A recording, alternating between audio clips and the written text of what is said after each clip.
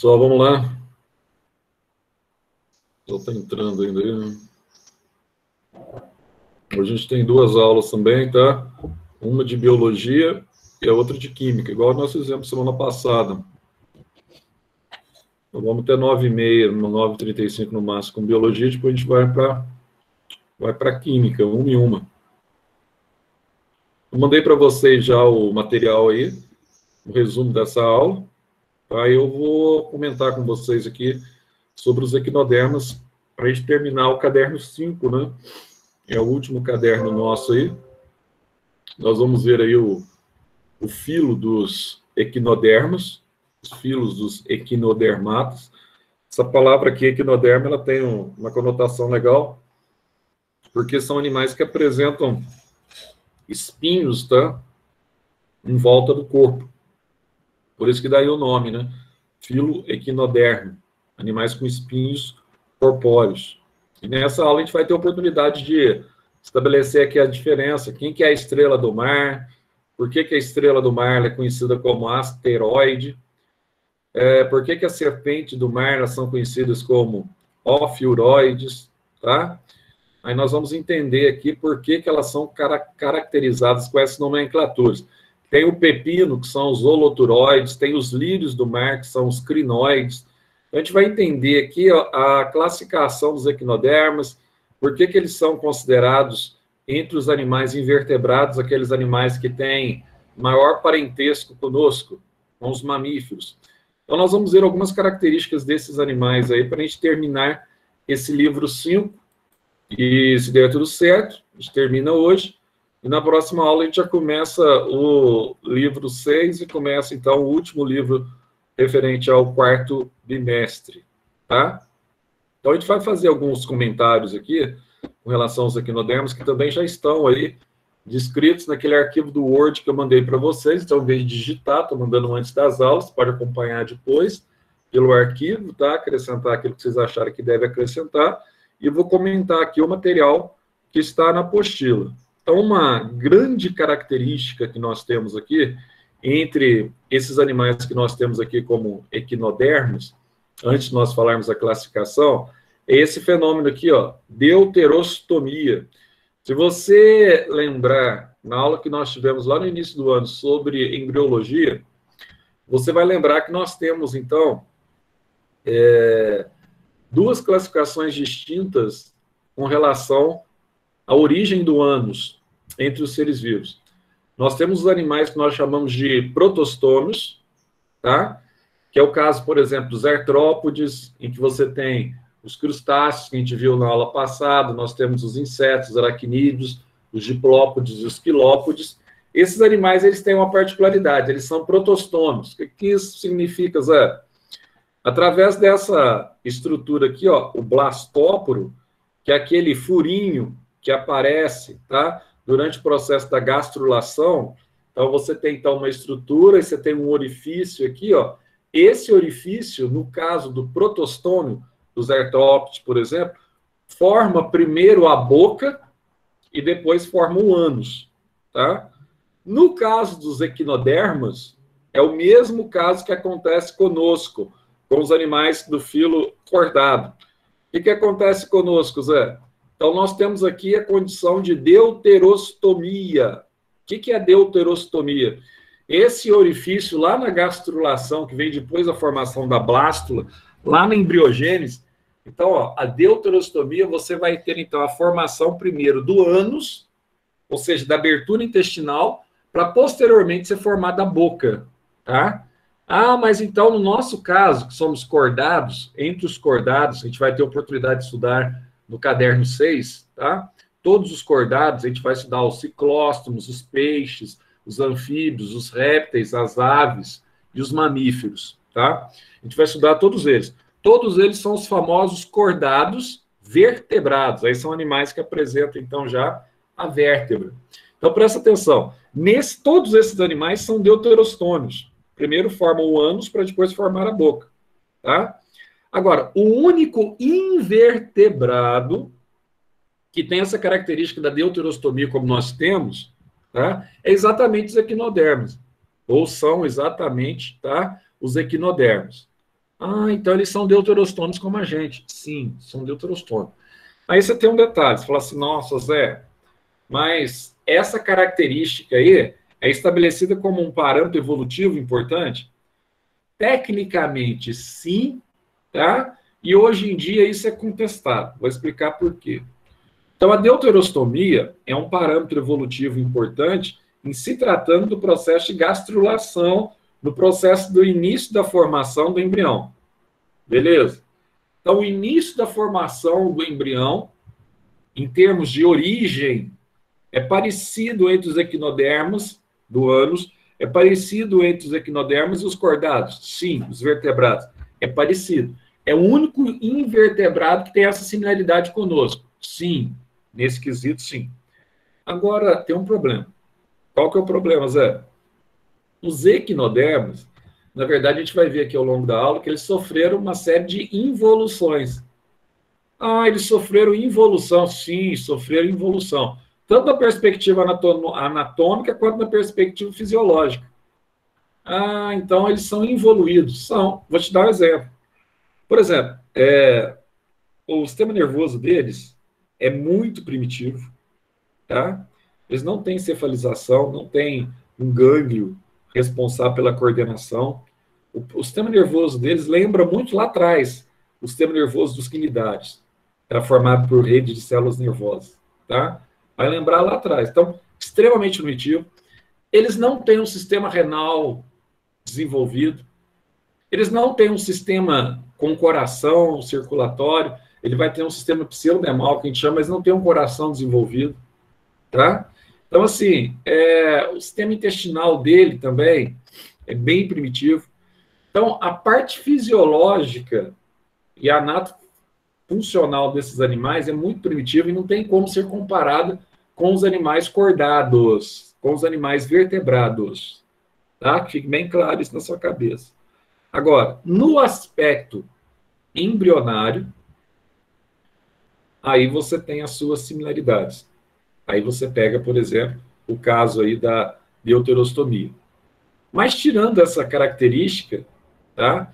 E também aí como... Aí você fala, mas eles são enterocelomados. O celoma, que é a cavidade que circula o intestino, tá? Que circula o líquido corpóreo a partir do intestino, tá? Eles são enterocelomados como a gente. Isso também é uma característica evolutiva interessante, além da deuterostomia. Mas tirando essas condições aí, as outras condições fisiológicas, tá? São extremamente diferentes. Não tem muito a ver, não. Agora, outra situação interessante no aspecto evolutivo. Todo equinoderma, você vai guardar isso para mim, ele apresenta a fase larval. Então, todo equinoderma, ele tem desenvolvimento indireto. Tá? Então, ele tem a metamorfose da larva para formar o indivíduo adulto. Sim. Então, os equinodermas, eles são portadores de algo que nós chamamos de simetria bilateral primária e simetria radial secundária. O que é isso, Zé? Vamos lembrar aqui das simetrias? Quando você pega, por exemplo, um animal, se eu consigo dividir esse animal em duas partes, que são partes semelhantes, mas que não são sobreponíveis, peguei um animal, ó, serrei no meio, ó. Aí eu tenho metade de cá e metade de cá. Então, as duas partes são semelhantes, mas não se sobrepõem. Então, quando você consegue dividir apenas duas partes, eu tenho uma simetria que a gente chama de simetria bilateral. Duas partes bilateral. Bom, beleza. Então, simetria bilateral, duas partes, isso. Então, eu posso serrar no meio em duas partes parecidas, mas que não se sobrepõem. Ó, as minhas mãos, né? Tem duas mãos, são parecidas, mas que não se sobrepõem. Beleza. Toda larva de equinoderma, ela tem essa condição, tá? De apresentar duas partes parecidas, mas que não se sobrepõem. Nossa, Zé, então eu posso... Imagina que isso aqui, sei lá, imagina que isso aqui é uma larva, né? O meu mousezinho aqui, ó, é uma larva. Eu posso serrar ela aqui no meio, ó, certo? Quando eu estou serrando ela no meio, Zé, então são duas partes parecidas, mas não sobreponíveis. Então, as larvas, normalmente, ela tem essa estrutura, tá? Bilateral. Então, como eles são animais que têm a estrutura larval, todos os equinodermos, se eles têm a estrutura larval, o que acontece? A simetria bilateral é comum em todas as larvas. Então, nós chamamos de simetria bilateral primária. Agora, além da simetria bilateral primária, os equinodermos também têm a simetria radial. Nossa, Zé, o que é simetria radial mesmo? Lembra da estrela? A estrela, ó. Pega uma estrela, lembra da estrela? A estrela, se você cortar a estrela nesse sentido, você tem duas partes. Se você cortar ela nesse sentido, você continua tendo duas partes parecidas e não sobreponíveis.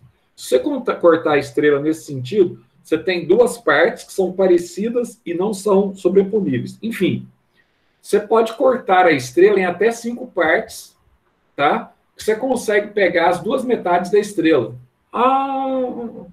Então, quando nós temos esse tipo de simetria, a gente chama de simetria radial. Quando você pode cortar um animal em mais de duas partes, que ele conserva duas metades parecidas e não sobreponíveis. Aí, o que acontece com os equinodermos? A maioria dos equinodermos apresentam, na fase larval, todos eles apresentam simetria bilateral, e a maioria deles, na fase adulta, depois que eles sofreram metamorfose, eles vão apresentar, então, a simetria radial. Lembra da estrela do mar? Você pode cortá-la até em 5 partes diferentes, sempre você tem as duas metades não sobreponíveis, tá? Então, apresenta simetria radial, que a gente chama de secundária, porque está na fase adulta. Primária bilateral, porque está na fase larval. Beleza? Mas tem uma exceção.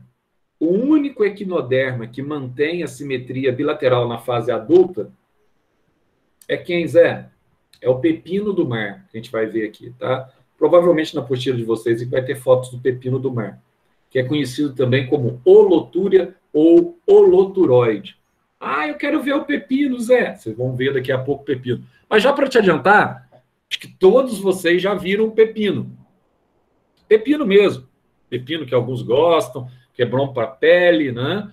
Combate acne um pouco, mas só que você tem que comer moderadamente, né? Porque o pepino, quando você vai descascar ele na região de cima ali, ó, ele libera aquele leitinho, e aquele leitinho é altamente tóxico, né, meu cara? Mas o pepino, ele vai bem, numa saladinha, né? Se comer com um pouquinho de sal, tal, é legal.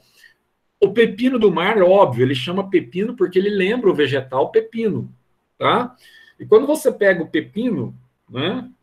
Pepino, você pode cortá-lo apenas em duas partes, que são partes, tá, parecidas, mas que não se sobrepõem. Lembra do pepino? Então, o equinoderma holoturoide, como ele é em forma de pepino, tá? Ele apresenta, é o único que apresenta simetria bilateral na fase adulta. Isso é pegadinha de Enem, viu? Pegadinha de vestibular. Não se esqueçam disso. Então, ó, esses animais, quando a gente apresenta o cladograma deles, tá? É o animal que fica mais próximo dos cordados, dos vertebrados, dos animais que vão apresentar crânio e coluna vertebral, tá?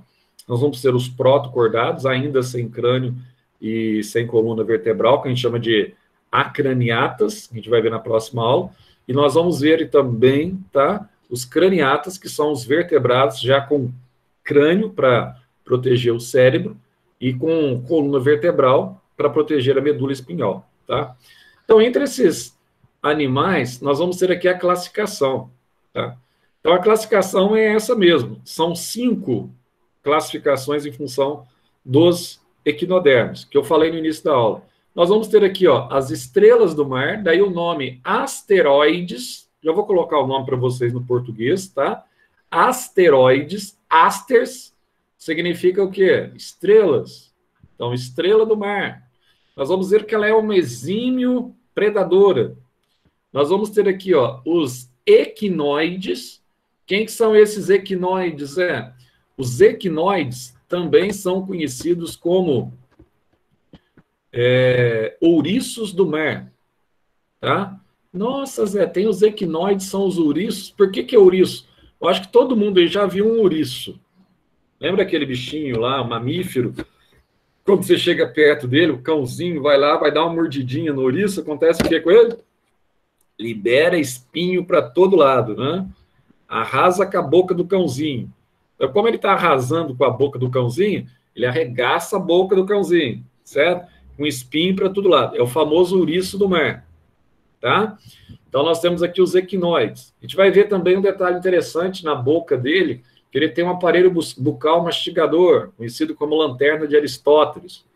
Nós vamos ter alguns equinodermas que até o final do século XIX era erroneamente classificado por alguns, tá, cientistas e alguns biólogos, era erroneamente classificado como plantas marinhas. E, na verdade, não eram animais, tá? São conhecidos como lírios do mar, que são os crinoides. Daí a gente vai ver os lírios do mar, tá? Aqui está o pepino, que são os holoturoides. Então, está aqui o nome, né, em latim. São os holoturoides. Você tem o pepino do mar. O único equinodermo que apresenta simetria bilateral, tanto na fase larval quanto na fase adulta. E aqui nós temos as serpentes, aquele que tem assim, ó, você conhece também, já viu? Quem já foi em locais onde tem aquário, tá? Aquário marinho mesmo, aqueles aquários grandes. Você vai ver isso aí, ó. Você tem uma placa central e você tem 5 braços. E esses braços se movimentam, lembrando o movimento de serpentes. Só lembra o movimento de serpentes. Por isso que eles têm um nome, cada braço, lembrando o movimento de serpente, eles têm um nome de serpente do mar. São os ofiuroides. Então, vamos ver cada um pouquinho para a gente falar das características deles, que eu já passei para vocês aí, no resumo. E aqui é bom que você tenha as fotos, etc. Tal. Então, primeiro quem vai falar sobre a estrela do mar. Está aqui, ó, a classe asteroide ou da estrela do mar. Está vendo aqui, ó? Se eu pegar a estrela, ó, se eu cortar ela nesse sentido aqui, ó, eu tenho 2 partes parecidas e não sobreponíveis. Se eu cortar assim, eu tenho também 2 parecidas e não sobreponíveis. Assim, eu também tenho 2. Por isso que ela tem simetria, o que, Zé? Ah, a estrela do mar tem simetria ela tem simetria radial, Zé.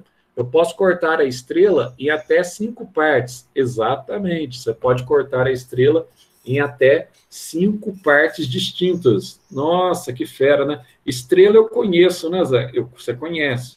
Só que ela tem aqui, ó, em torno do corpo, ela tem um detalhe legal aqui, ó. Ela tem esses espinhos aqui, ó, tá? Revestindo. Aí você fala assim, mas isso que a estrela tem, Zé, é um exoesqueleto? Não é. Isso é uma das coisas que mais se erra com relação aos equinodermos e vestibular. Equinoderma tem endoesqueleto, só que ele é revestido, tá?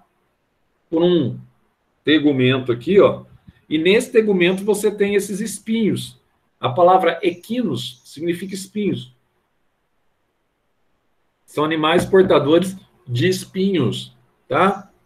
E outra coisa, aqui você tem estruturas que nós vamos chamar de pedicelárias, pedicelárias. Para que servem essas pedicelárias?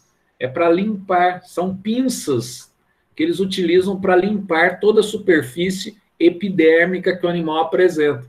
São tipos de pinça mesmo, pedicelários, tá? E outro, são animais que, quando estão realizando a digestão, eles liberam uma parte do intestino para fora, porque muitas vezes a presa que eles vão comer é maior do que ele suporta, parece com aranha, tá? Eles podem apresentar a digestão que nós chamamos de digestão extracorpórea. Eles têm a capacidade de liberar o que nós chamamos de seco gástrico, que é uma parte do intestino para conseguir engolir a presa fora do corpo. Certo? Então, o animal que ele matou vai digerindo por fora e depois ele pode absorver essa presa. Então, ele tem essa condição também. Aqui ele fala da pedicelária, sim, são essas pinças, ele vai falar, tá? E vai falar também dessa questão aí, ó, que ele conduz o alimento ao estômago, tal, do disco central, vai ter a cavidade oral, tem a cavidade em cima dele, que é a cavidade aboral, e na parte de baixo do corpo, a gente vai ver que o sistema hidrovascular locomotor deles é legal, porque ele consegue captar água, tá?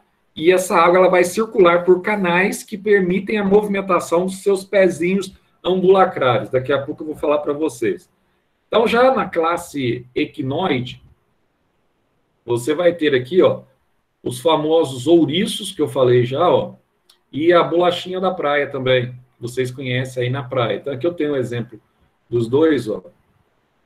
Aqui você tem a famosa bolacha da praia. Aqui, ó.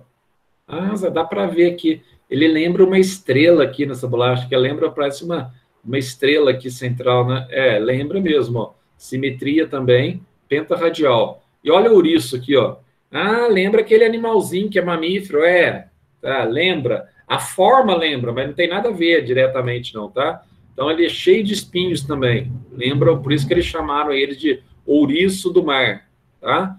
E tem um endoesqueleto também bastante enrijecido. Você está vendo que eles têm espinhos, só que a forma como esses espinhos se apresentam é diferente. Então, na estrela, são espinhos curtos. Aqui já são espinhos mais longos, tá? Esses animais, eles têm um aparelho bucal mastigador extremamente interessante.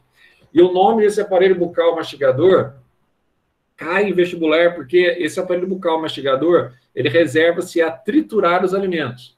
E o nome desse aparelho bucal mastigador é lanterna de Aristóteles, tá? Que é o aparelho bucal mastigador dos equinoides que serve para triturar o alimento. Ah, Zé, eles têm essa lanterna? Tem. Então aqui vai falar sobre ela, ó. Tá? Então vai falar sobre a lanterna de Aristóteles, que serve para triturar o alimento. Daqui a pouco eu vou falar desses pezinhos aqui, ambulacrários dele, como é que funciona o movimento deles de uma forma geral. Aí você vai entender. Ô Zé, aí eu vou ter aqui o lírio do mar. Isso. Mas antes disso, ó, eu tenho a estrutura aqui de um... Ficou legal essa foto, ó. Olha só que legal aqui. Dá para você ver claramente aqui um detalhe também, ó. Aqui eu tenho, tá? A estrutura do ouriço do mar. Olha que legal. Uma coisa que acontece normalmente nos equinodermas é esse aqui, ó. A boca dele tá para baixo, ó. Tá vendo? E aqui tá o ânus para cima, ó. Aqui você tem a estrutura reprodutora dele, tá? Você tem um estômago, um intestino bastante simples. Aí você vai ver aqui, ó, um cordão nervoso radial. Você não tem aqui um gânglio cerebral, como eu disse para vocês no início da aula. Eles apresentam um sistema nervoso bastante involuído, tá? Aqui dá para você ver essas pinças, ó, são as pedicelares, e aqui dá para você ver os espinhos bastante desenvolvidos, tá? E aqui a gente vai entender para que servem essas ampolinhas aqui que estão interligadas ao pé para a movimentação dos animais, que é no sistema hidrovascular. Nós vamos ter aqui o sistema hidrovascular, ou também conhecido como sistema ambulacrar. Esses equinodermos que eu falei para vocês que lembram lírios, que antigamente eram, tá, estabelecidos como lírios do mar, aqui tem uma situação interessante, que eles apresentam o que nós chamamos aqui de prosopígia. O que é isso, Zé? Esses equinodermos aqui apresentam a boca e o ânus voltado para o mesmo lado. Não é que nem aquele ali, a boca para baixo e o ânus para cima. A boca e o ânus estão voltados para o mesmo lado, tá? Normalmente eles são animais sésseis. O que significa séssil, Zé? É que eles vivem fixados a um substrato. Eles não são como os demais equinodermos que têm a capacidade de locomoção.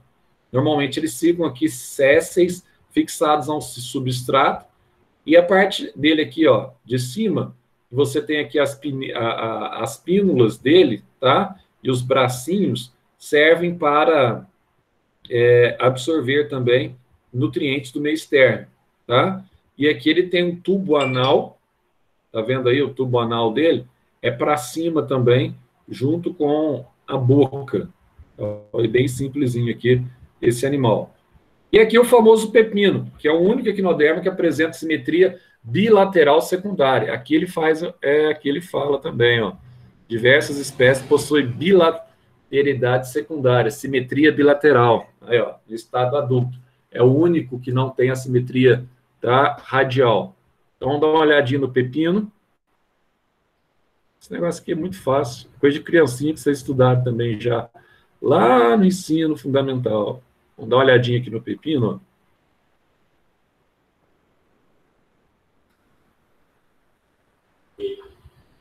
Olha só como é que é o corpo dele, ó. E o pepino, ele tem uma característica interessante, que ele não tem ânus, ele tem já cloaca. Zé. Então parece com ave que tem cloaca. Isso. Parece com réptil que tem cloaca. Isso. Tá? Então a cloaca, tá, serve para liberar secreções ou excreções corpóreas de uma forma geral, tanto fezes quanto urina. Em alguns animais também estão relacionados aqui a cloaca com a reprodução. Lembra do galo? O galo não tem pênis, mas ele usa a cloaca para transferir o espermatozoide para a galinha, no momento da cópula, tá?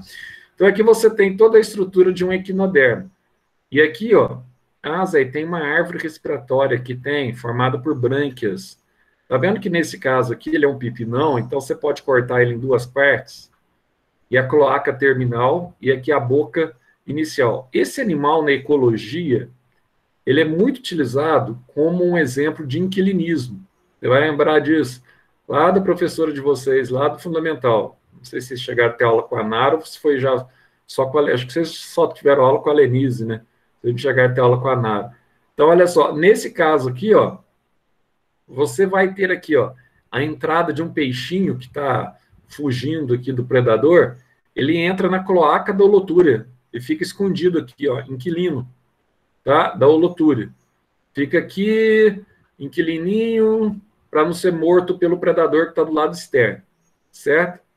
E aqui também, ó, a larva dele, tá? Que é uma larva livre natante, ela chama-se auriculária, que é o nome da larva dos pepinos do mar, tá? Você tem pepinos de sexo separado e você tem pepinos hermafroditas, depende do tipo de espécie que a gente vai estar trabalhando. E aqui a gente vai ter as serpentes do mar, que são os ofiuroides. Nossa, Zé, então aqui você tem os ofiuroides, aqui que eu falei para vocês, tá vendo? Ele tem uma placa central, ó, e a partir dessa placa central, ele vai ter aqui, ó, uma série de braços, ó. Cada braço desse aqui, ele tem 5 braços. E cada braço desse aqui lembra o movimento de uma serpente. Nossa, então o braço dele lembra o movimento de uma serpente. E tem um outro detalhe aqui que nos chama atenção, dos pepinos. Normalmente o animal tem boca, mas não tem ânus. É o único equinoderma que não tem nem ânus nem cloaca. Normalmente, tá?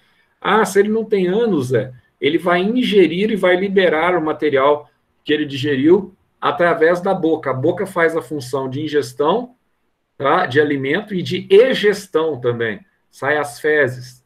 Entra alimento e sai as fezes, tudo pela boca.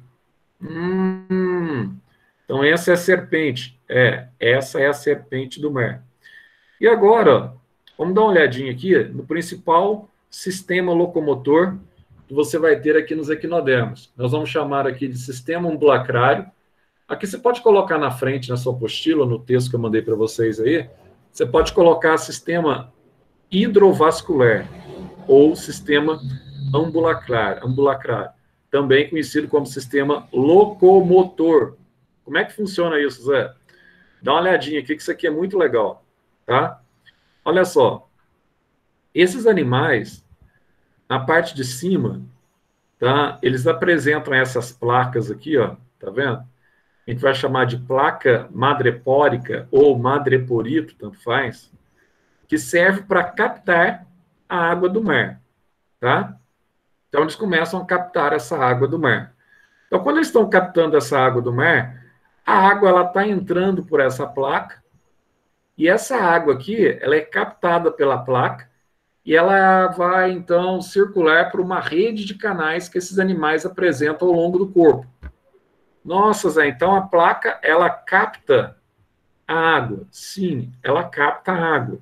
Então, aqui eu tenho canais circular, aqui um canalzão circular, e tem os canais radiais. Nossa, tem os canais radiais que saem dos canais circulares, né, Zé? Isso. Aqui você pode chamar tanto de canal circular como anel emal, que é a mesma coisa, tá? Então, olha só, aí o que acontece?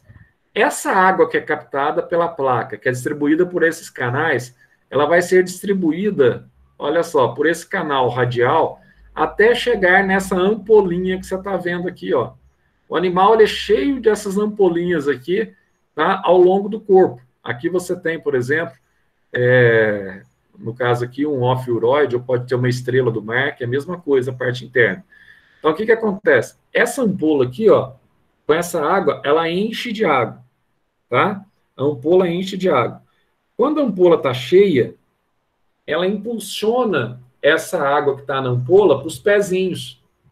Aí, como é que os pezinhos que está na parte de baixo do corpo aqui, ó, como é que os pezinhos eles fazem? Os pezinhos, eles começam a fazer esse movimento, ó. Ele pode descarregar a água, ele abre ou ele fecha. Ele abre ou ele fecha, de acordo com a quantidade de água que existe nessa ampola, tá? Então, quando ele vai abrindo e vai fechando, vai abrindo e vai fechando, aqui o pezinho dele é como se fosse uma ventosa. Ele consegue se fixar. Normalmente ele fica no fundo da região, tá? Costeira, na região litorânea, os equinodermos, na região que nós chamamos de região bentônica, aí ele consegue se movimentar com seus pezinhos ambulacrários em função do teor de água que chega da ampola. O pezinho abrir e fechar, aí ele vai fixando no fundo e vai se movimentando. Então, os equinodermas, com exceção dos crinoides, que é o lírio do mar, eles são animais móveis, que se locomovem em busca de alimento, inclusive, tá? Então, eles têm esses pezinhos ambulacrários que atuam no movimento do animal, também conhecido como sistema hidrovascular, que a locomoção do animal depende da água que circula pelo corpo. Então, essa condição da água circular pelo corpo, para a ocorrência aí do que nós chamamos de movimento do animal, nós chamamos isso aqui, tá, de sistema ambulacrário, tá? Que é o movimento da água que permite circulação do animal. Aí você vê aqui, ó, o pezinho, você vê alguns neurônios aqui, tá? Que são neurônios sensitivos que permitem, então, a locomoção do animal. Então, o sistema digestório é o sistema digestório convencional, tá? Tem boca inicial e ânus terminal, aí você vai ter aí região do estômago, tá? E alguns deles apresentam, então, digestão extracelular. O estômago que eu falei para vocês, no caso da estrela do mar, libera enzimas sobre a presa, parece com a aranha, né? Porque a presa é maior do que a estrela. Aí, à medida que vai digerindo, ele vai sugando os nutrientes, tá? E você vai ter também as estruturas que eu mencionei anteriormente, ó. Aqui vai mostrar, deixa eu ver se dá para você ver aqui. Ele não vai mostrar a lanterna de Aristóteles. Devia mostrar, né? Aqui vai mostrar só a cavidade externa dele, da estrela. Devia mostrar a lanterna. Então, aqui, ó, alguns apresentam, então, a lanterna de Aristóteles, que serve para triturar o alimento, tá? Nesse caso aqui, as estrelas do mar, elas são carnívoras, são uma exímio predadora, que eu já falei, tá? A circulação, eles não têm coração, então você tem aqui uma espécie de líquido incolor que vai circular através do sistema ambulacrário. Então, o sistema que circula a água, ele auxilia na circulação dos nutrientes e na circulação do líquido celômico, ou seja, do xixi do animal, porque eles não têm também sistema renal, tá? Então, olha só, alguns animais, a excreção, tá? Parte da excreção, ela é coordenada pelas brânquias, só que você tem que lembrar que as brânquias é a principal forma de respiração desses animais. São as brânquias que realizam o processo de hematose, que permitem a oxigenação do ar, tá? Que permitem a oxigenação do sangue, melhor dizendo, da cavidade desses animais, tá? Eliminando o gás carbônico para o meio externo e coletando o oxigênio. E o sistema excretor, tá? Junto com as brânquias são importantes porque elas atuam na liberação do excesso de sais que esses animais aqui, eles têm no seu interior.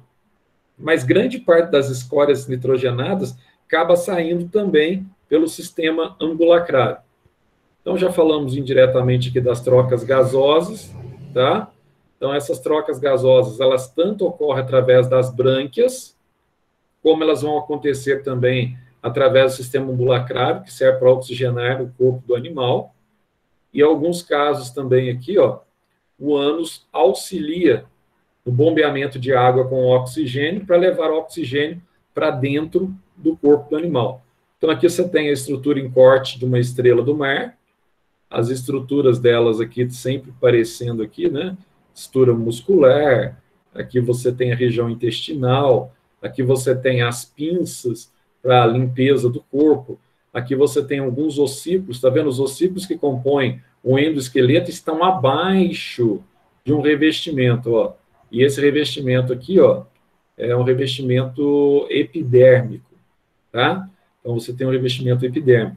E aqui você tem as ampolas, ó, que estão ligadas aos pezinhos ambulacrários, que a partir daí você vai ter um sistema ambulacrário de locomoção desses animais.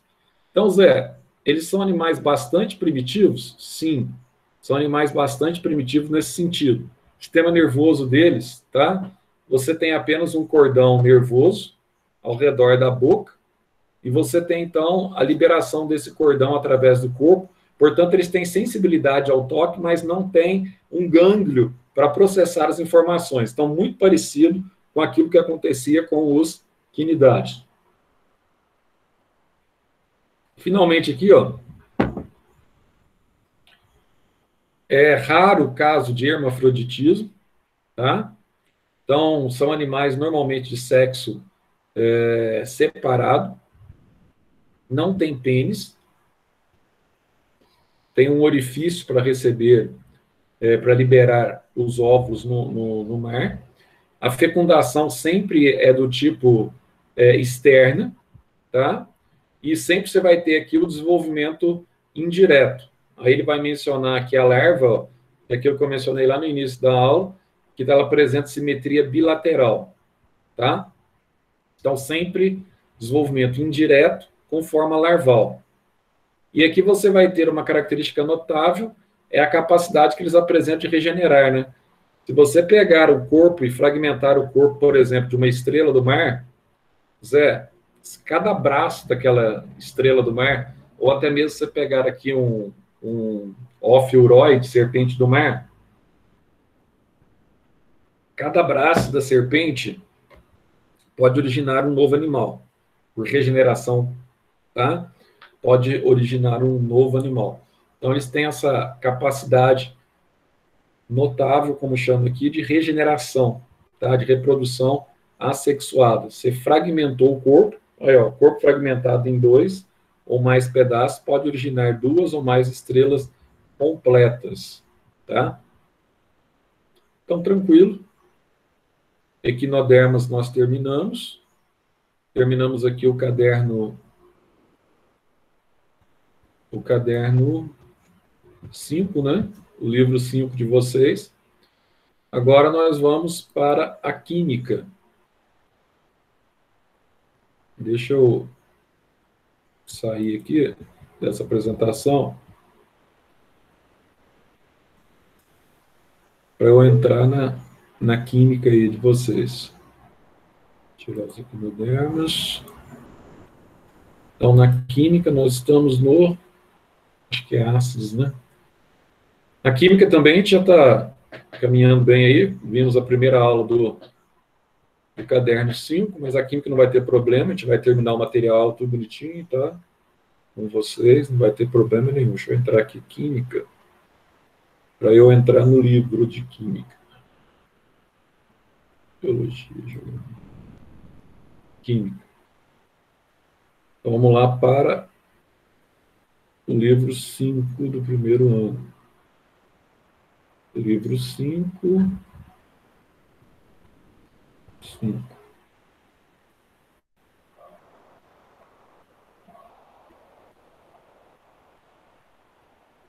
a gente vai continuar aqui nos ácidos.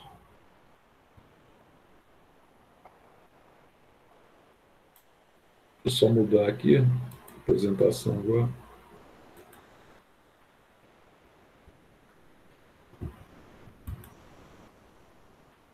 Tá aí, ó. Na aula passada, acho que nós paramos na nomenclatura, né?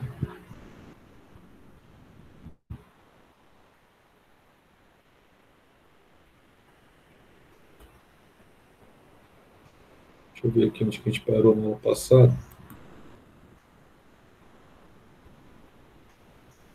É que essa aula aqui é bem grande.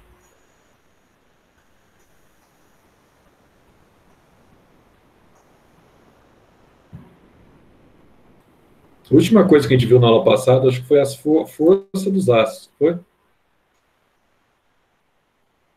Tá.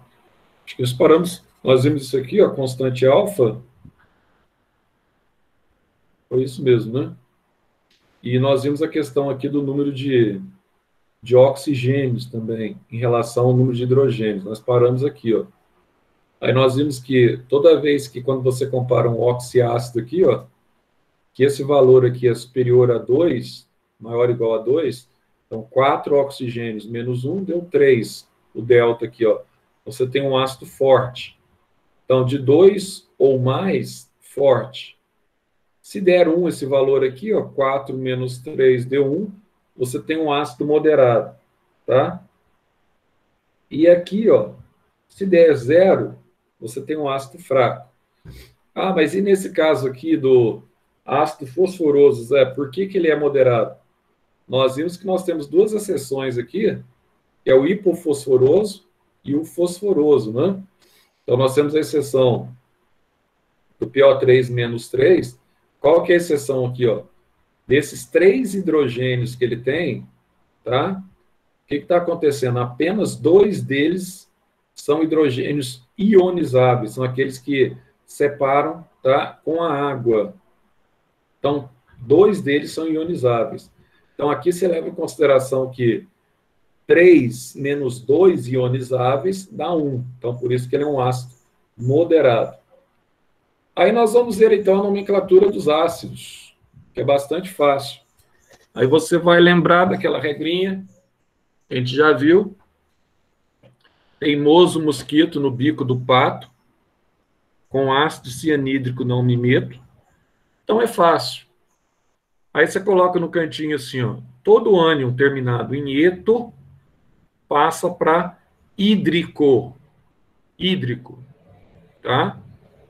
Todo ânion terminado em ito forma um ácido terminado em oso. Todo ânion terminado em ato forma um ácido, tá, terminado em ico. Então, daí a regrinha do teimoso mosquito no bico do pato com ácido cianídrico não me meto, tá? Então vamos ver aqui, ó, o nome dos hidrácidos, então. O Zé, aqui então, hidrácidos são os ácidos que não têm oxigênio, né? Isso. Se não tem oxigênio, você tem o ânion aqui sem o oxigênio. E oxiácidos são os ácidos que têm o oxigênio. O Zé, quem que são esses ânions aqui, ó? Esses ânions deles, esses ânions que estão aqui, ó, o cloreto, o brometo, o fluoreto, todos eles têm carga menos 1, do grupo 7A da tabela periódica. É um halogênio, tá? Esse aqui, ó, é um calcogênio. Esse aqui você tem, ó, o sulfeto, e aqui você tem um ânion composto sem oxigênio, que tem carbono e nitrogênio, que a gente chama de cianeto. Ah, Zé, então é fácil, hein? Eu quero transformar isso aqui num ácido. Bom, se aqui é cloreto, o nome do ânion, quando ele está ligado ao H ionizável, ele passa a ser o ácido clorídrico. Ah, se aqui é brometo, ele passa a ser o ácido bromídrico. Se aqui é fluoreto, ele passa a ser o ácido fluorídrico. Nossa, Zé, que medíocre. É muito medíocre. É. Ó, se aqui é sulfeto, ele passa a ser o ácido sulfídrico. Nossa. Se aqui é cianeto, ele passa a ser o ácido cianídrico. Nossa, Zé, então não tem erro. Não, não tem erro isso aqui. Isso aqui é coisa que nós vimos no ano passado, inclusive, lá no 9º ano, tá? É uma matéria altamente medíocre. Bom, vamos entender aqui como é que nós estabelecemos aqui a nomenclatura dos oxiácidos. Zé, é uma coisa que eu fico meio confuso quando falo em oxiácido, é quando eu tenho alguns ácidos, tá? Que tem aquele prefixo hipo e tem aquele prefixo per. Isso sempre acontece? Não. Isso acontece quando você tem até 4 ânions, tá? Derivativos.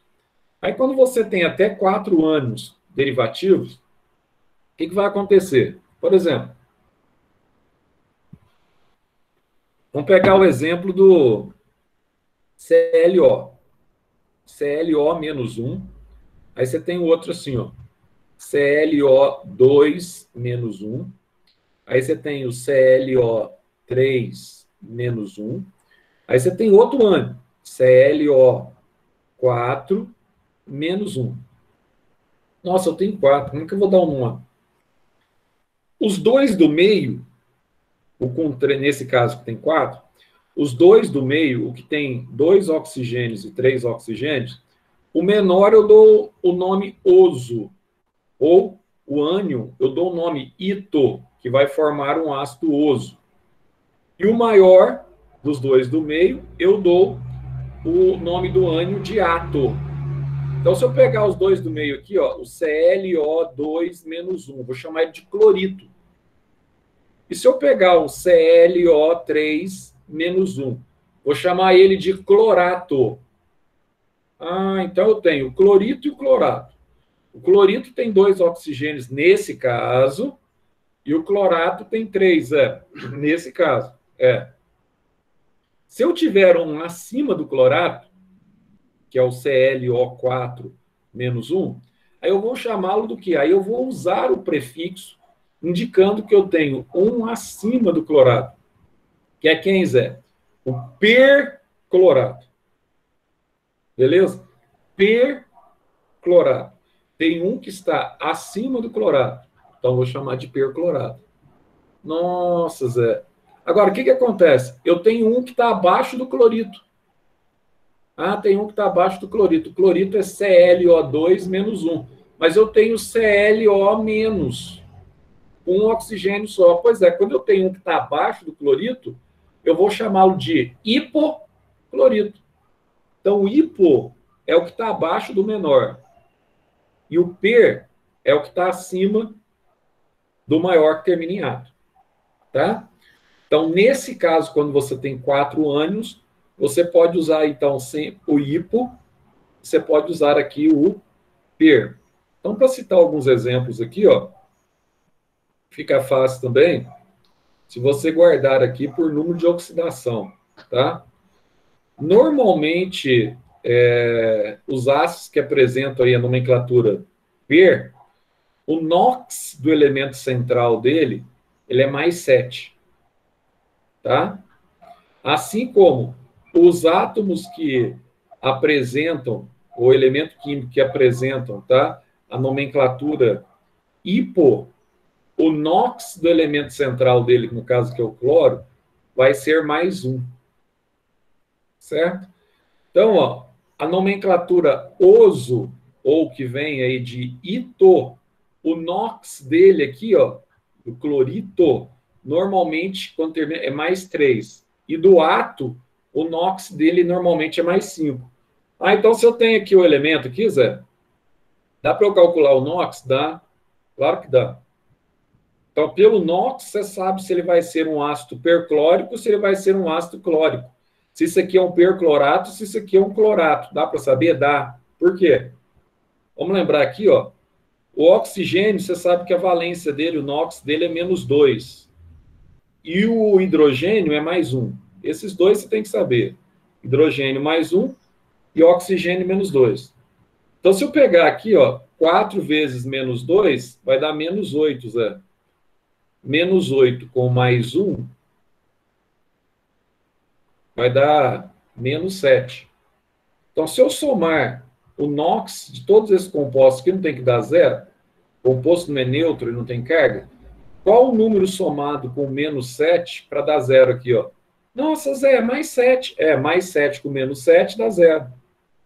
Então, o NOx do cloro aqui, Zé, vai ser, então, o quê? Mais 7. Então, toda vez que eu tenho NOx mais 7 por elemento do meio, eu vou usar, então, a nomenclatura per. Tá? Então, aqui, ó, se aqui era ato, o fim, então aqui eu tenho perclorato. Então, se o ânion é o perclorato, como é que vai chamar o ácido, Zé? O ácido vai chamar perclórico. Nossa, então é facinho, hein? É facinho. Aqui, mesma coisa, ó. 3 vezes menos 2, menos 6. Ó, menos 6. O hidrogênio é mais 1. Mais 1 com menos 6 vai dar quanto, Zé? Vai dar menos 5. Qual o número somado com menos 5 que vai dar 0 aqui no final para o cloro? Vai ser mais 5.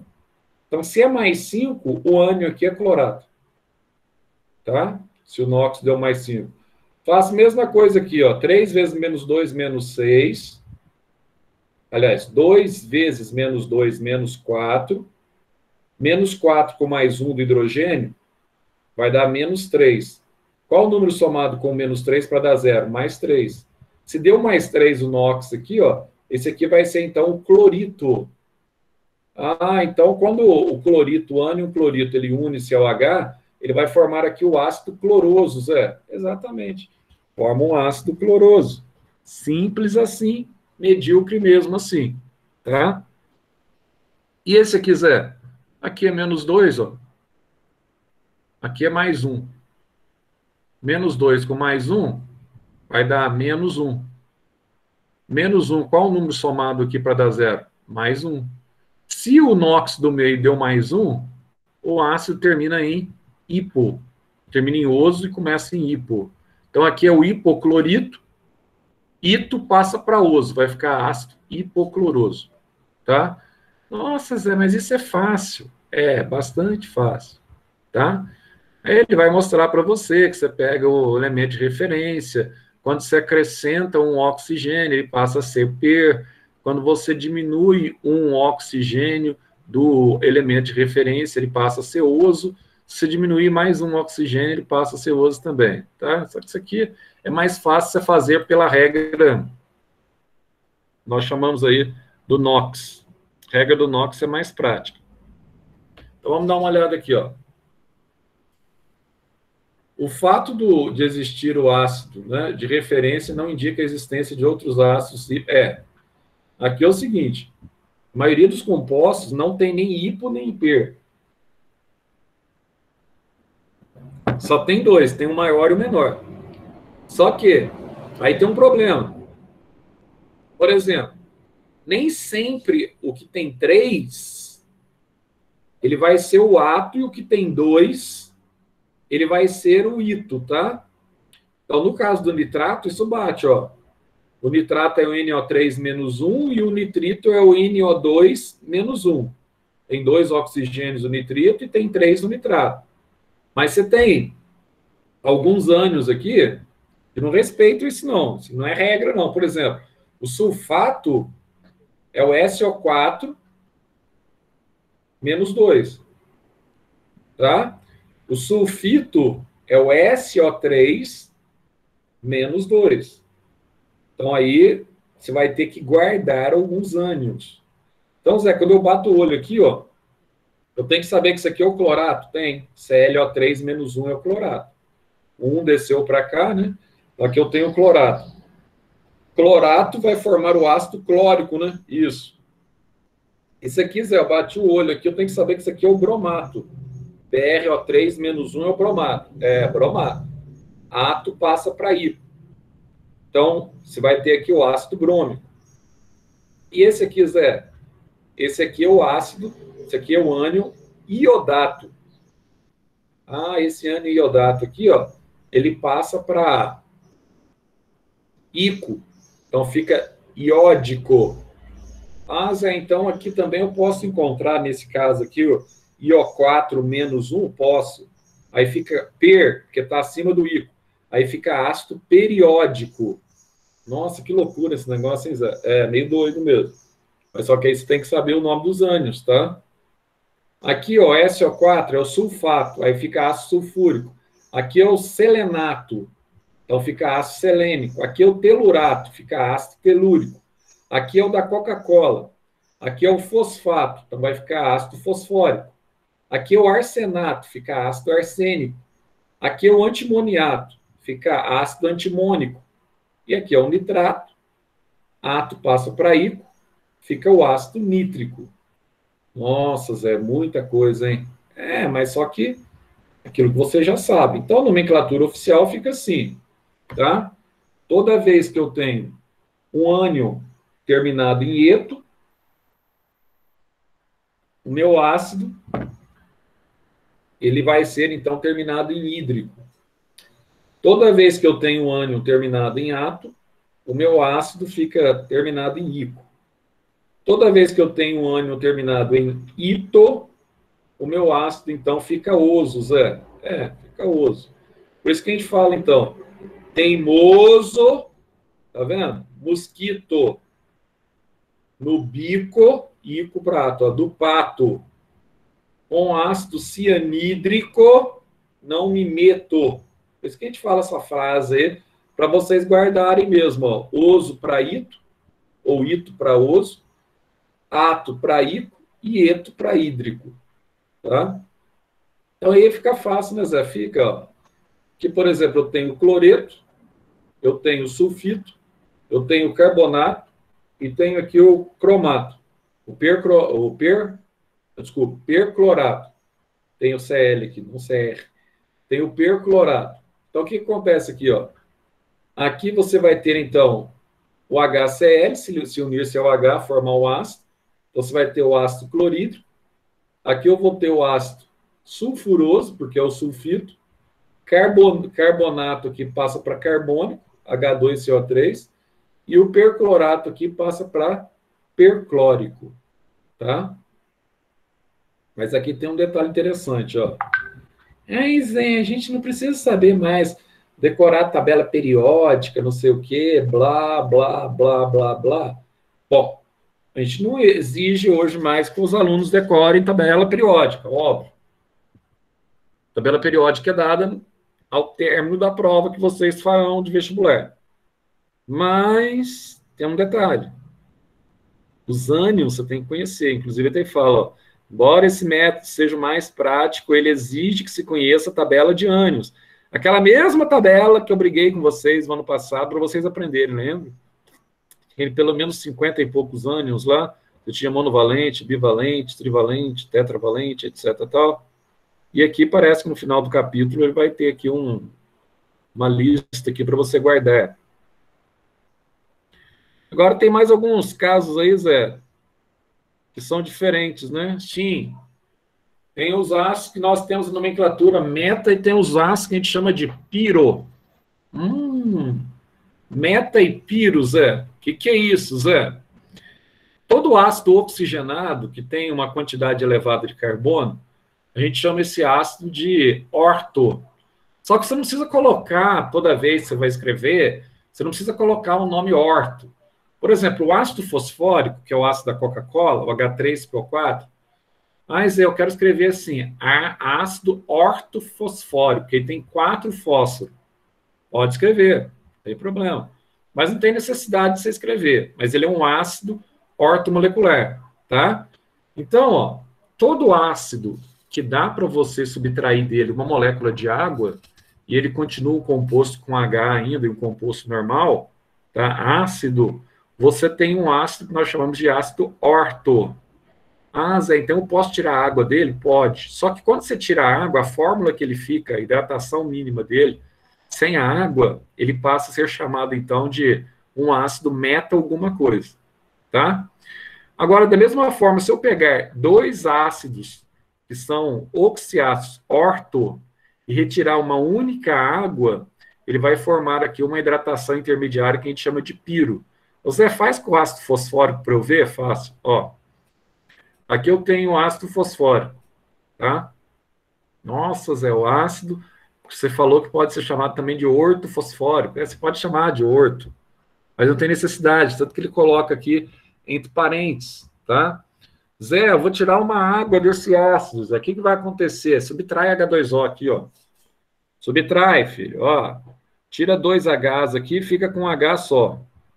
Tira um oxigênio aqui, ó, fica com 3 aqui, ó. Então fica esse ácido aqui, HPO3. É o ácido fosfórico desidratado.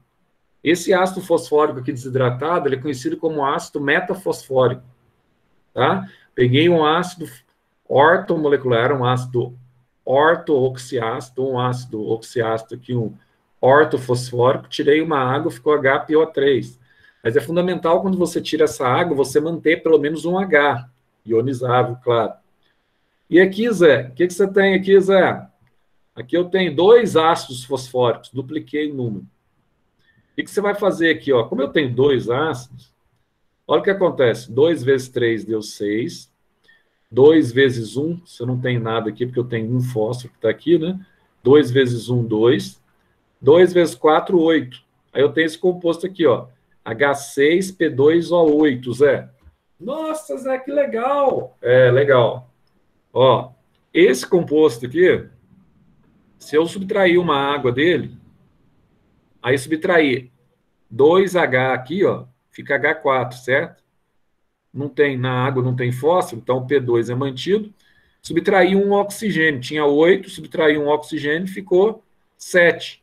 Então eu passo a ter H4P2O7. Então esse ácido aqui é o pirofosfórico, tá? O famoso ácido pirofosfórico. Simples assim. Então aqui você tem os ácidos que nós chamamos de ácidos meta, tá? E os ácidos piro, em função da quantidade de oxigênio e hidrogênio que eles têm na sua composição, que permite a subtração, a desidratação ou a subtração de uma molécula de água.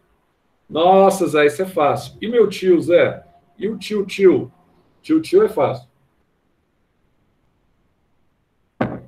Temos que hidratar. Tome bastante água. A umidade relativa do ar aqui na região está caindo hoje para 19%. O ar está muito seco. Precisa de bastante chuva nessa época agora para melhorar o ar. Hidratar bastante a garganta, tá? Para evitar aí dores de gargantas atípicas nessa época. O que é o tio, Zé? O tio é quando você substitui um oxigênio por enxofre. Ah, então isso é o tio? É o tio. Olha só. Por exemplo, aqui eu tenho um ácido sulfúrico. Tem um sulfato ligado a H+, ácido sulfúrico. Se eu tirar um oxigênio aqui e colocar um enxofre no lugar do oxigênio, foi o que eu fiz aqui, ó.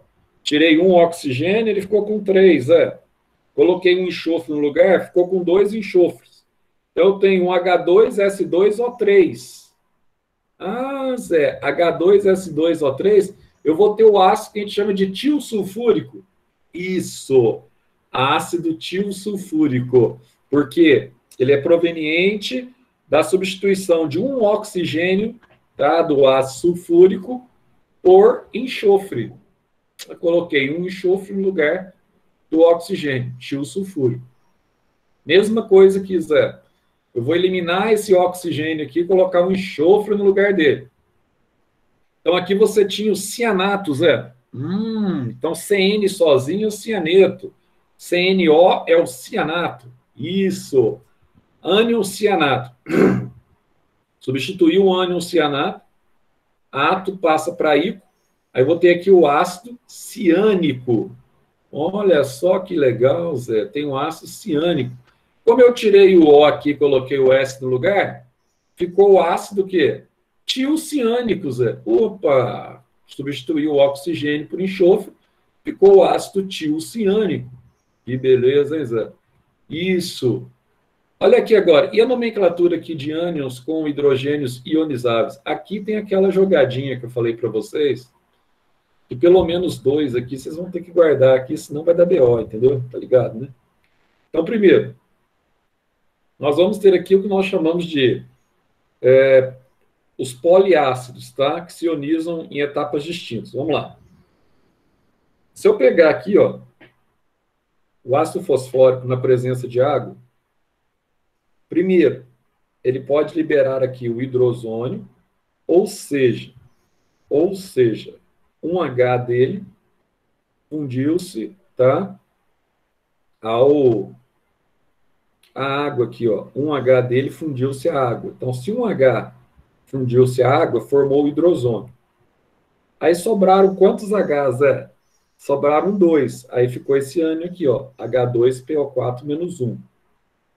Ah, e numa segunda etapa, eu vou pegar esse ânion, H2PO4-1, vou reagir com água. O que vai acontecer quando eu reagir com água, Zé? Um H daqui, ó, vai fundir-se ao H2O, então vai formar o H3O+, que é o hidrozônio. Aí sobrou quem? Sobrou o HPO4 menos 2, e agora você faz o quê? Vou pegar esse aqui, ó, como são em 3 etapas diferentes, até eu chegar no fosfato. Eu vou pegar esse aqui, ó, olha que legal, e vou reagir ele com a água. Aí esse único H agora que eu tenho aqui na terceira etapa reage com o H2O, forma o H3O+. Forma H3O+, e vai liberar o ânion que a gente chama de fosfato. Nossa, Zé, que legal, liberou o ânion fosfato. Então, mas para liberar o ânion fosfato, para a gente ter essa condição, ele tem essas 3 etapas intermediárias até chegar no fosfato, tá? Aqui ele vai falar um detalhe também interessante, ele vai dizer o seguinte, aqui você vai ter, então, o H2PO4-, né? E o HPO2-, tá? Que ainda possui hidrogênios ionizáveis.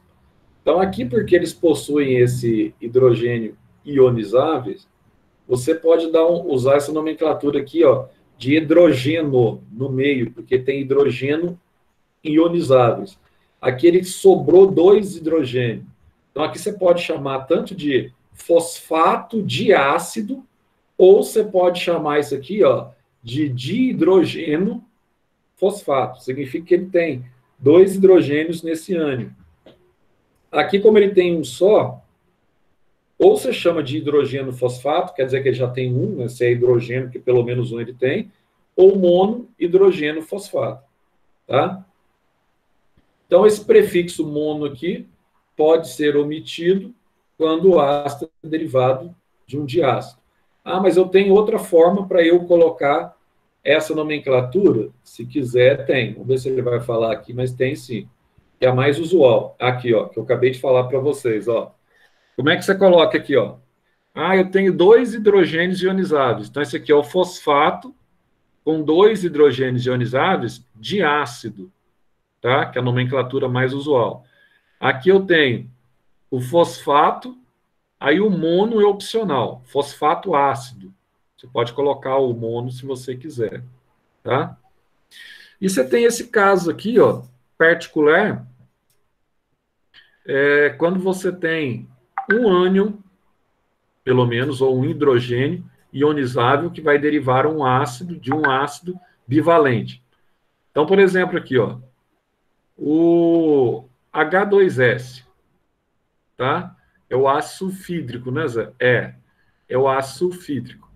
Mas se esse composto ele for ionizado e ficar só isso aqui, ó, HS, vou chamar isso aqui de bisulfeto. Uma carga que é o S-2, ela é anulada pelo H+, então fica bisulfeto. Olha a carga do sulfato aqui, mesma coisa, é -2, só que ela é anulada uma carga pelo H+, então fica o bisulfato aqui, ó, tá? Aqui uma carga -2 é anulada pelo H+, então fica bisulfito, que é o sulfito SO3-2.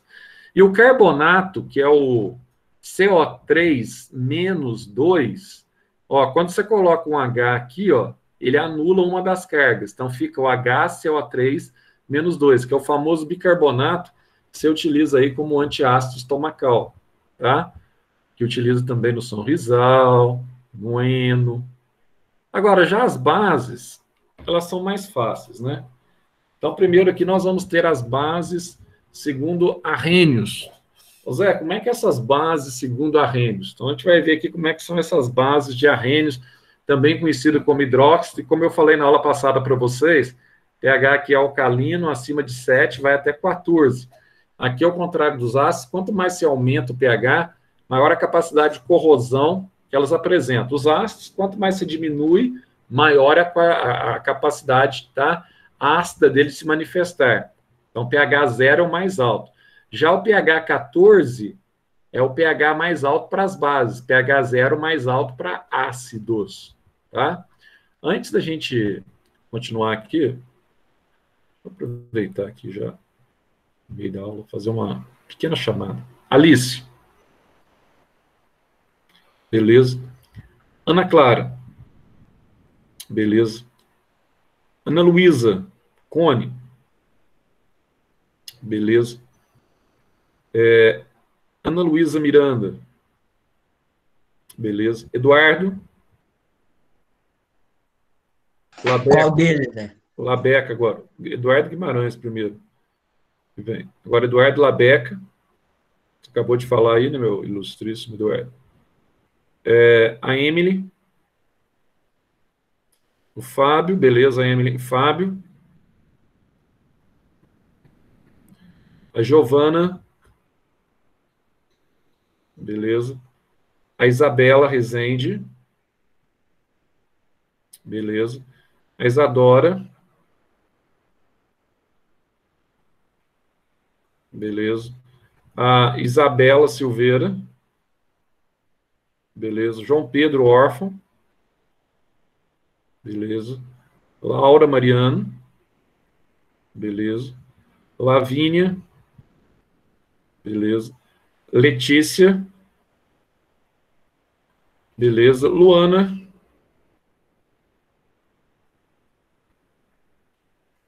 Beleza. Lucas Azevedo. A Luísa Ferrara. Grande Luísa Ferrara. Beleza. Luísa Rocha. Luísa Rocha não está aí, que vergonha. Está dormindo, Luísa Rocha.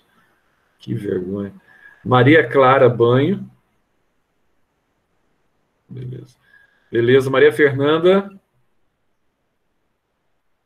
Beleza. Mariana. Mariana. Beleza. Mila. Beleza. Pedro Túlio. Beleza. Victor. Beleza. Vinícius Bergami. Vinícius. Vitória. Beleza. Yasmin Bifarone. Beleza, meus caros. Só 3 aqui que tá fora de cogitação, né? Ou tá fora de circulação mesmo, né? Tá.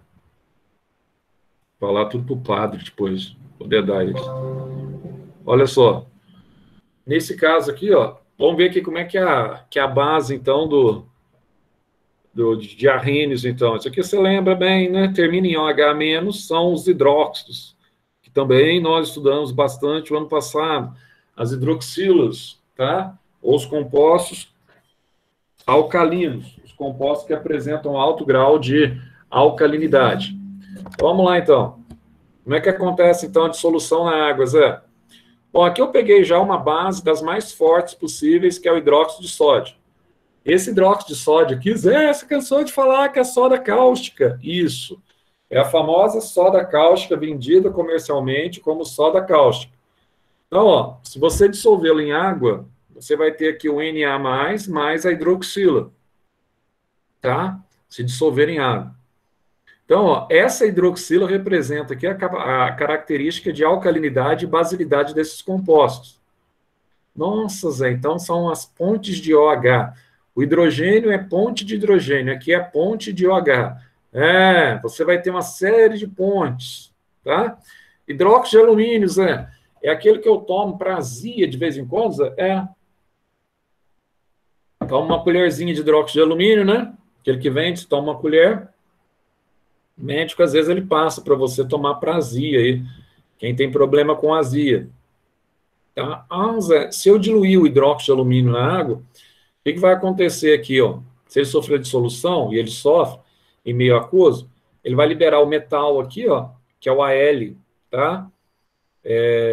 Mais 3, e vai liberar aqui 3 hidroxilas, né, Zé? Porque lembra que você faz a inversão aqui das valências? Como eu estou fazendo a inversão das valências, ó, o 3 desce para cá, e a hidroxila, que é -1, desce para cá. Nossa, então fica o AlOH, tudo entre parênteses, porque o 3 está multiplicando tanto o hidrogênio quanto o oxigênio, tá? AlOH3. Nossa, Zé, então é fácil, hein? Então, Al3+, mais 3OH. É facinho, tá? Então, essa é uma base de arrênios. porque em muitas circunstâncias ela pode, então, se reagir com a água e se dissolver. Mas vamos dar uma olhadinha aqui. Esse radical aqui nós chamamos de hidroxila, também conhecido como oxidrila, tá? Ah, Zé, então toma cuidado com um detalhe. Uma base não possui hidroxila, porém essa encontra-se presente em alguns o quê? Em alguns ácidos. Ah, então presta atenção aqui. Ó. Alguns compostos orgânicos apresentam o que nós chamamos aqui de OH. Ai, OH, OH. Então, por exemplo, esses ácidos aqui, ó, aqui, por exemplo, ó, você tem o C-OH, isso aqui é um ácido orgânico. Ah, então isso aqui, ela aparece aqui, ó, o hidróxido, Zé, isso, tá? Isso aqui aparece o hidróxido aqui ligado ao carbono. Aí, nesse caso aqui, ó, é um ácido, tem nada a ver com base, tá? Ela só é uma base, tá? Conhecida como hidroxila, quando ela está ligada a um metal. Aí é um hidróxido. Agora, se ela tem uma formulação que está ligada a um radical, ela pode ser, por exemplo, um composto orgânico que a gente vai aprender o ano que vem, ela pode ser um álcool. Aqui não colocou o exemplo de álcool, mas tem o exemplo de álcool também, tá? Ela pode ser um álcool orgânico. Ah, Zé, então, ela pode ser um ácido. Sim. Então, presta atenção nesse detalhe, tá? Então, você tem o íon hidróxido, na verdade. Não a nomenclatura que a gente usa de hidroxila. Hidroxila é mais para compostos orgânicos, tá? Agora, já o íon hidróxido, OH-1, tudo bem. Agora, já em compostos orgânicos, aparece aqui a hidroxila. Só que isso aqui também é só a título de curiosidade, tá? Isso não vai mudar nada na tua vida. Então, olha só. Como é que eu vou fazer aqui, Zé, para eu estabelecer a nomenclatura, tá, desses ácidos? Então, nomenclatura muito fácil, ó. O 3 sem o sinal, acabei de falar isso ali atrás, o 3 sem o sinal ou sem a valência, ele desce para cá. E aqui eu tenho menos 1, né, Zé? Eu tenho menos 1, ó. O menos 1, ó, ele vem para cá. Ah, Zé, se aqui ficou, então, menos 1 não, o 1 sem sinal, ele vem para cá. Se aqui ficou 1 e aqui ficou 3, ficou sem sinal, como é que vai ficar esse composto aqui? Vai ficar Fe, entre parênteses, OH3. Aí esse sinal aqui desaparece, tá? Aqui mesma coisa, ó, o 2 desce, o 1 desce, sem sinal. Então vai ficar CaOH2. Aqui mesma coisa, aqui é mais 1, aqui é menos 1. Então os dois se excluem, fica NaOH, tá? Aí você vai ter aqui os compostos, então, formados, derivados, ó. O 3 aqui é a valência. Como é que eu vou saber a valência, Zé? Você tem que saber a valência. É aquilo que acabou de falar, aqui, a tabela dos cátions e dos ânions. Você tem que saber. Ferro, por exemplo, tem valência mais 2 e mais 3. O mais 2 é o ferroso e o mais 3 é o férrico. Nossa, Zé, eu tenho que saber. Tem. E aqui, ó, como é que eu sei do cálcio? O cálcio é do grupo 2, da tabela periódica. É o metal alcalino terroso. Então, você tem que saber a valência do grupo 2. Grupo 1, metal alcalino. Tem que saber a valência do grupo 1, tudo mais 1, tá? Então, aqui você tem aqui, ó, o hidróxido. Nós vamos ter aqui o amônio, tá? Que é um cátion. Então, nesse caso aqui, ó, aí ele vai dizer assim, a única exceção que o hidróxido não está ligado a um metal, porque amônio não é um metal. O amônio é proveniente da amônia, NH3, tá? Então, você tem essa exceção. Como sempre, na química e na biologia, você tem sempre as exceções, tá? Mas, tirando essa exceção aqui, ó, a fórmula geral sempre vai ser essa aqui, ó. Você vai pegar o metal ligado ao hidróxido. Então, vai descer aqui, ó, o X sem a carga para cá e o 1 vai descer sem a carga para cá. Nossa, Zé, então isso é fácil, né? Estou lembrando do ano passado. Você está lembrando, então, daquelas mediocridades do ano passado. Então, vamos lembrar aqui, ó. Quanto ao número de hidróxidos, Zé, quanto ao número de hidróxidos? Vamos colocar aqui, ó. Então, quando você tem aqui monobase, você apresenta só um hidróxido aqui, ó. Então, aqui você tem hidróxido de sódio, hidróxido de potássio, hidróxido de prata. Ah, Zé, então eu tenho um OH aqui, um OH aqui e um H. Então, se eu tenho um único hidróxido, eu vou ter aqui, então, Zé, uma monobase. Isso.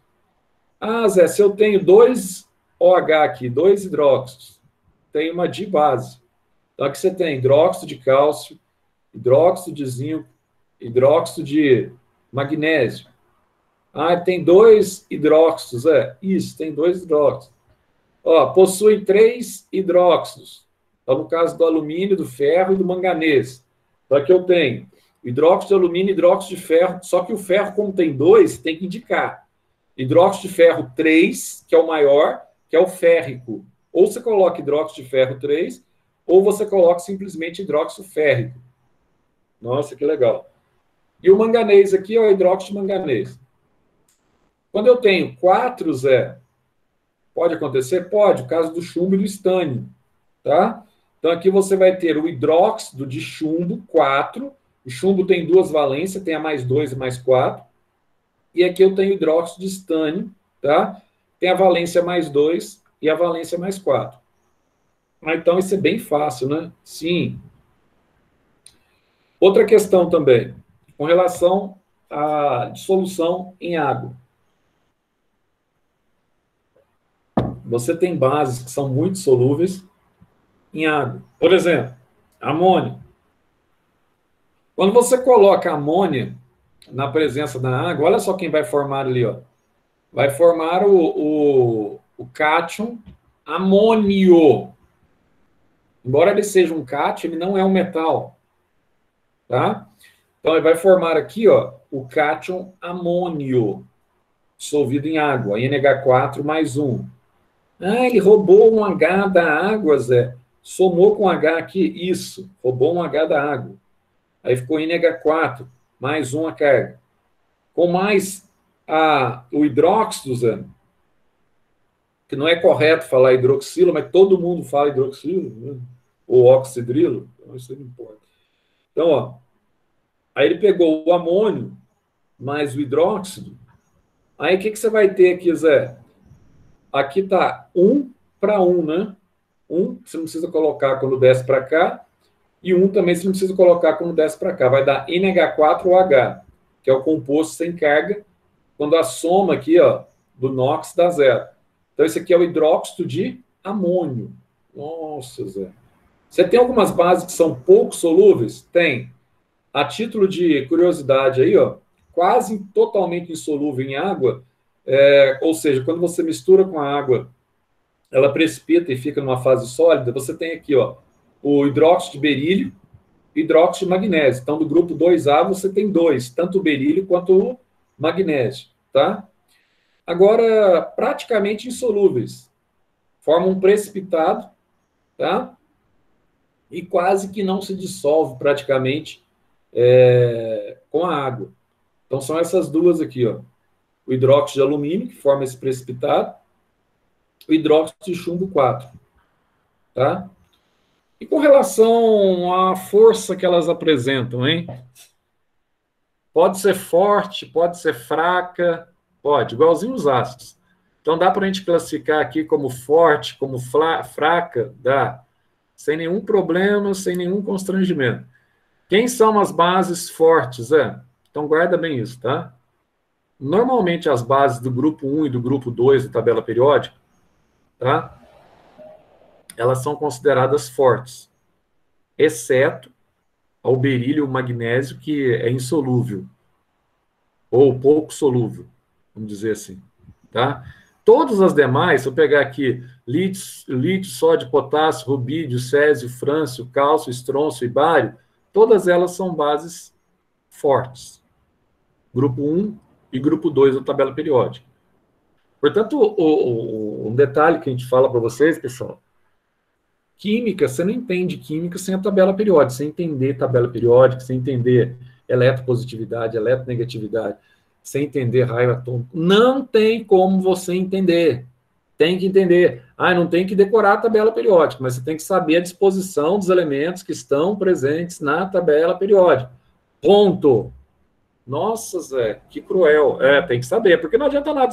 Você vai consultar um negócio que você não sabe, pô. Tem que saber o que é um metal, o que é um ametal, o que é transição externa, o que é transição interna, série lantanídeos, lantanídeos terrosos, actinídeos. Tem que saber, não tem jeito. Ó, bases fracas. Então, aqui você tem uma base fraca, que é o hidróxido de amônio, tá? E o outro que acaba sendo fraca também aqui, ó, é o de alumínio e chumbo, por causa da sua dificuldade de solubilidade. Aqui o chumbo, no caso, é o chumbo 2, tá? É o plumboso. E o hidróxido de zinco. Então, tranquilo.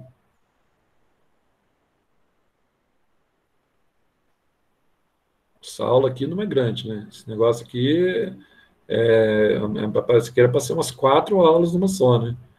Com relação à questão da base se tornar volátil, volatilidade, aquilo que eu falei para vocês na aula passada. Quando para abastecer gasolina, vai estar pondo gasolina no carro, aí de repente você sente aquele odor, né, entrando pelo carro, aquele cheiro de gasolina insuportável entrando. Por quê? A gasolina é um produto, é um hidrocarboneto, o 2,2,4 trimetilpentano, também conhecido como isooctano, é um hidrocarboneto extremamente volátil. Ah, se ele é extremamente volátil, Zé, ele passa para a forma gasosa rapidamente, né? Isso, tá? Agora, quanto à volatilidade, então, vamos pegar essa questão de passar para a fase gasosa.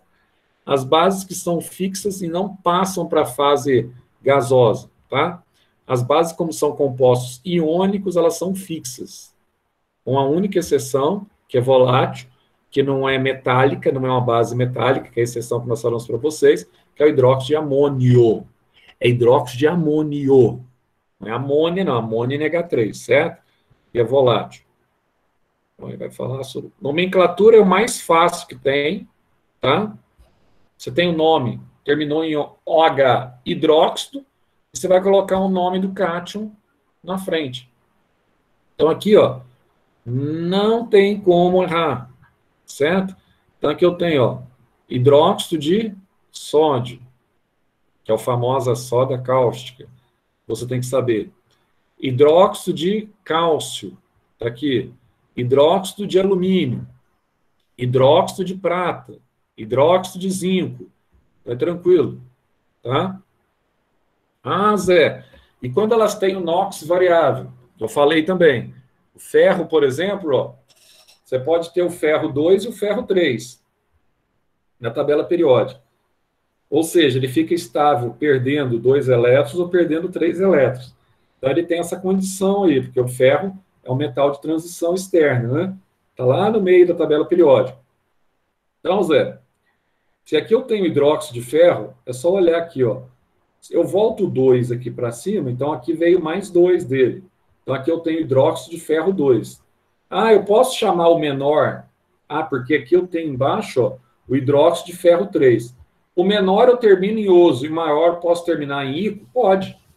Então, eu posso colocar aqui hidróxido ferroso, o de cima, e aqui eu posso chamar de hidróxido férrico, tá? Embora aí o PAC hoje recomenda mais você usar essa nomenclatura aqui, ó, ferro 2 e ferro 3, tá? Que é a recomendação da IUPAC. E o chumbo, Zé? O chumbo eu tenho aqui o 2 e tem o chumbo 4, né? Isso. Então aqui você vai ter o hidróxido de chumbo 2 e aqui você vai ter o hidróxido de chumbo o quê? Chumbo 4, porque eu tenho mais 2 e mais 4. Tanto ele fica estável perdendo 2 elétrons na camada de valência, quanto ele fica estável perdendo 4. Então ele tem essa transição aí, ó, tá variável. São elementos de transição variável. Então, ó, só que eu não chamo de chumboso, aí vem o nome do latim que é derivado aqui do PB, que é plumbum, tá? Aí você vai chamar aqui de hidróxido menor plumboso e o maior você vai chamar de plúmbico. Nossa, que nome chique, hein, Zé? É, plúmbico plumboso. Bem chiquezinho. E aqui ele vai te mostrar o ovo podre aí, que vocês gostam tanto de sentir o cheiro de ovo podre, né? ácidos e bases do cotidiano. Então, como eu falei aqui ao longo da aula, das aulas, da aula passada, dessa aula, esse ácido aqui é um dos ácidos que tem dentro do teu corpo, está no seu estômago, naturalmente, tá? Ah, então eu vou tomar mais um pouquinho. Você fura o teu estômago, nem pensar. Estou falando que você tem ele no seu corpo, ele é produzido de forma natural, só que você não pode aumentar a concentração, não, você queima tudo, tá? Então, esse aqui é o ácido clorídrico. E um subproduto dele aí, ó, é o ácido muriático, né? Que é o ácido clorídrico com um pouquinho de impureza. Então, forma o ácido muriático, eu já falei para vocês que é utilizado para limpezas, tá? Não só do chão, mas limpeza em geral. Aqui você tem esse ácido aqui, ó, que é o famoso HF, que é o ácido fluorídrico. Zé, esse ácido aqui, para que ele é utilizado, hein? Tá vendo aqui, ó, aquele processo que o pessoal usa para fazer desenho nos vidros, para fazer gravação em vidro, é utilizado com ácido fluorídrico. E esse aqui, Zé, esse aqui é fera demais, tá? Esse aqui é o famoso ácido cianídrico. Fera sim, né? Ele mata mesmo, tá? Esse aqui você tem a liberação do cianeto. Infelizmente, aquilo que eu falei para vocês, tá? O nosso ilustre descobridor aqui, ó, primeira vítima foi o seu descobridor, esse sueco aqui, ó. Ele mesmo inalou o gás e morreu, tá? Aí descobriu que era letal, cada coisa, né, velho? Mas, infelizmente, depois isso aqui foi utilizado ao longo da Segunda Guerra Mundial, durante o nazismo de Hitler, nas câmeras de gases, que eu falei para vocês, para ceifar a vida lá. Aquela situação que a gente tem que pular na história da humanidade, que é um negócio inacreditável, né? Mataram 6 milhões de judeus lá, né? Enfim, dizimavam o povo judeu, tá, no Holocausto. Uma vergonha. Quem não viu isso e quer se inteirar mais, porque vocês muitas vezes vocês leem muito na história, mas não tem um conceito mais a fundo, assista o filme do Spielberg, que ganhou o Oscar, inclusive, A Lista de Schindler. Fantástico. Vai ver o que foi o Holocausto. Deus me livre. Ó, o ácido sulfídrico é aquele ácido que é exalado quando você tem aqui o cheiro de ovos podres, tá? É aquele também que você tem dentro da caverna, etc. Tal. E está relacionado também com quando você corta a cebola, ele entra em ação no teu olho aí e te dói, né? Dói os olhos. Ácido sulfúrico também, você pode fazer um teste aí, coloca uma gotinha no seu dedinho, que é água de bateria, que vai furar o teu dedo, vai passar de um lado para o outro, fica fera demais. Depois você coloca um fio de linha e fica atravessando o seu dedo. Tô brincando, não é para fazer isso não, viu? Ó, ácido nítrico. Esse ácido nítrico aqui, ó, ele é utilizado aqui para fabricação de explosivo, né? Inclusive, se você pegar fertilizantes químicos à base de nitrato, é o que são os que eles mais usam para aqueles caras lá em bomba, não sei o que, para fabricar, então, explosivos, tá? O ácido fosfórico, vocês gostam muito aí, que é usado na Coca-Cola. Aliás, nós gostamos. Na Pepsi também. Eu prefiro Pepsi, tem menos açúcar. Ó, e aqui você vai ter o ácido carbônico também, ó. Tá aí, ó. Refrigerante, você tem aquele gás característico do CO2 liberado, ácido carbônico. O ácido acético, que é um ácido orgânico, que é o vinagre, tá?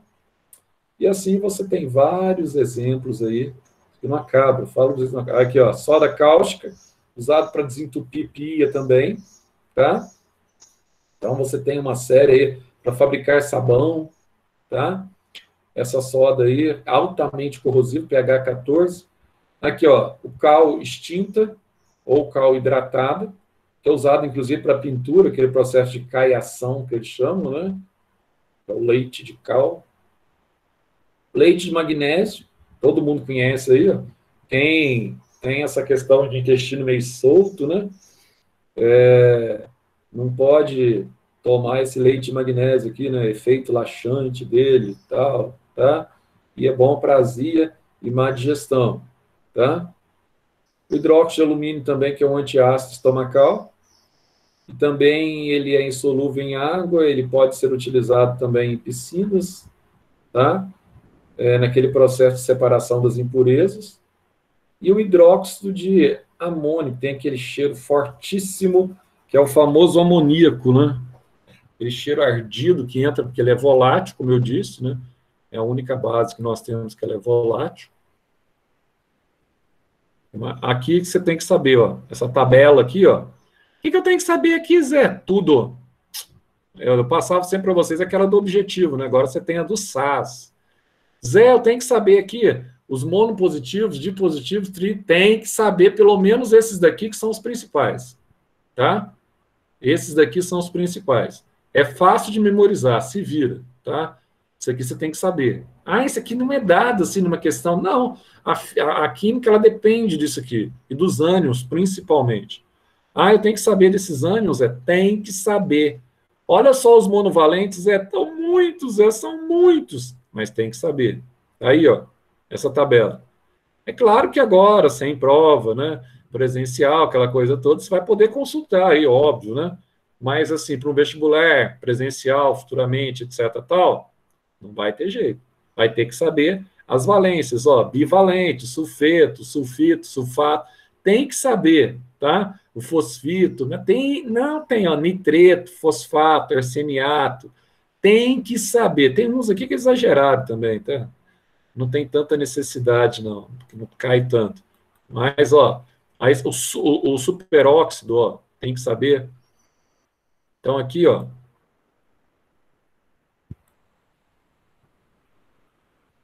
aí vai falar aqui da abordagem desse capítulo. E deixa para a próxima aula, né, para eu dar o intervalinho de vocês aí de 20 minutos, senão depois vocês ficam beiçudos comigo. Deixa para a próxima aula, eu vou fazer os exercícios ainda dessa aula, tá vendo? Essa aula é gigante demais, mas tá bom. Beleza. Beleza, então, pessoal? Valeu, Zé. Muito obrigado. Falou, meus caros jovens placebos, como diria o Samuel. Não, o professor João Batista que fala. Tchau, Zé. Tchau, tchau. Até... Tchau, Zé. Tchau, Zé. Tchau, Zé. Até segunda. Até segunda. Tchau, tchau.